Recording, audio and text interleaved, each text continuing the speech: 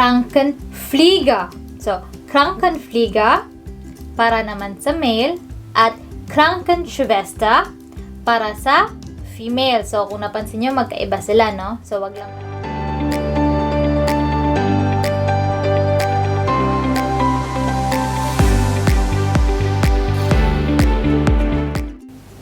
Hallo zusammen und herzlich willkommen auf meinem YouTube-Kanal Phil-sch. So, ngayong araw na ito ay tatalakayin natin ang iba't ibang profession in German. So, please listen carefully and repeat after me. Kung meron man kayong hindi naintindihan, ay ulit-ulitin nyo lang panoorin yung video. So, o di kaya naman ay mag-iwan kayo ng comment below. Huwag nyo rin kalimutan na suportahan ako at mag-iwan ng like habang pinapanood nyo yung tutorial. So, also, los geht's! Beruf für Singular at Berufe naman kung plural. So, Beruf, yun na yung profession o di kaya naman ay occupation. So, merong dalawang paraan upang tanungin ang isang tao kung ano yung profession nila. So, isa na rito yung Was sind Sie von Beruf? Was sind Sie von Beruf? So, was sind Sie von Beruf?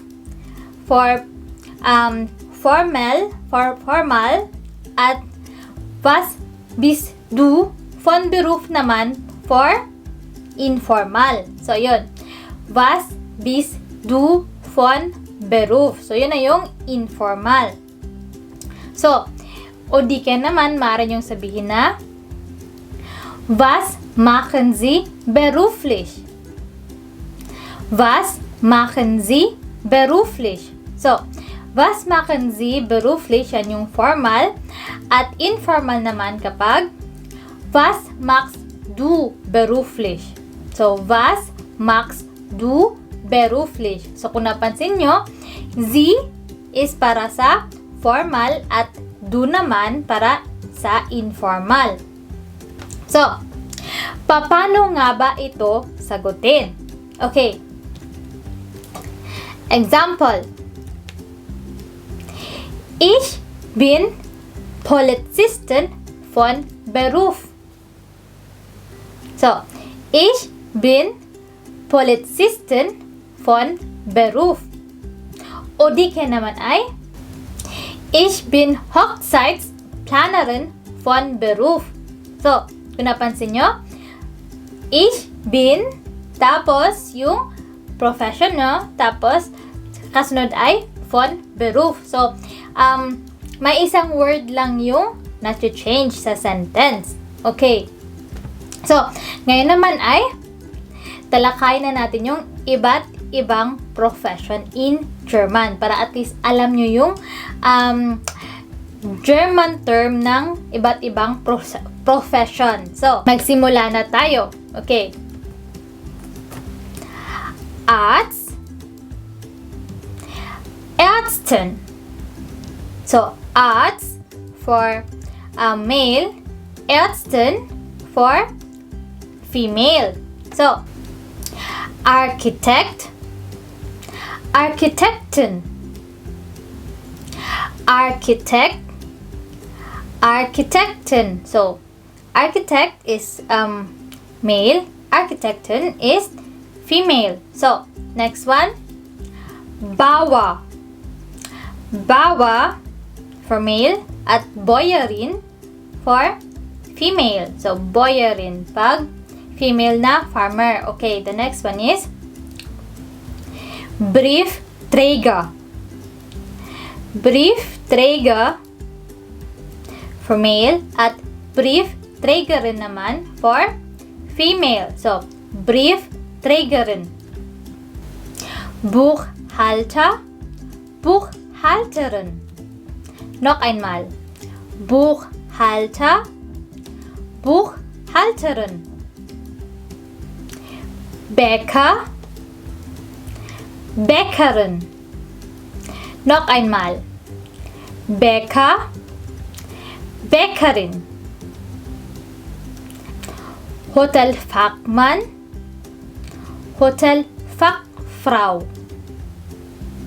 Hotelfachmann, Hotelfachfrau. Ingenieur, Ingenieurin. Noch einmal. Ingenieur, Ingenieurin. Anwalt, Anwältin. Anwalt, Anwältin. Kassierer, Kassiererin. Kassierer, Kassiererin. Kellner, Kellnerin. Noch einmal. Kellner, Kellnerin. Koch, Köchin. Koch, Köchin. Lehrer, Lehrerin. Noch einmal. Lehrer, Lehrerin. Programmierer, Programmiererin. Noch einmal. Programmierer, Programmiererin. Richter, Richterin. Noch einmal. Richter, Richterin. Schauspieler, Schauspielerin. Schauspieler, Schauspielerin. Schriftsteller, Schriftstellerin. Noch einmal. Schriftsteller, Schriftstellerin. Sekretär, Sekretärin. Noch einmal. Sekretär, Sekretärin. Soldat, Soldatin. Noch einmal. Soldat, Soldatin. Tierarzt, Tierärztin. Noch einmal. Tierarzt, Tierärztin. Tänzer, Tänzerin. Noch einmal. Tänzer, Tänzerin. Verkäufer, Verkäuferin. Noch einmal. Verkäufer, Verkäuferin. Zahnarzt, Zahnärztin. Zahnarzt, Zahnärztin. Übersetzer, Übersetzerin. Noch einmal. Übersetzer, Übersetzerin. Student, Studentin.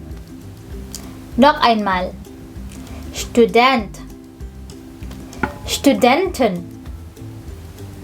So, sunod naman ay Krankenpfleger. So, Krankenpfleger para naman sa male at Krankenschwester para sa female. So, kung napansin nyo, magkaiba sila, no? So, wag lang malito. So, Krankenpfleger para sa male at Krankenschwester naman para sa female. So ngayon naman ay sagutin nyo yung tanong ko. So, ito na yung exercise natin for today. So, okay. Please leave your comment below. Was machst du beruflich? Noch einmal. Was machst du beruflich? At dito nagtatapos ang ating lesson for today. So I hope ay may natutunan na naman kayo in my short video. Hanggang sa susunod po ulit at huwag niyong kalimutang mag-iwan ng thumbs up kapag nagustuhan niyo yung aking video at mag-subscribe na rin sa aking YouTube channel kapag hindi pa po kayo nakakapag-subscribe. Also, tschüss!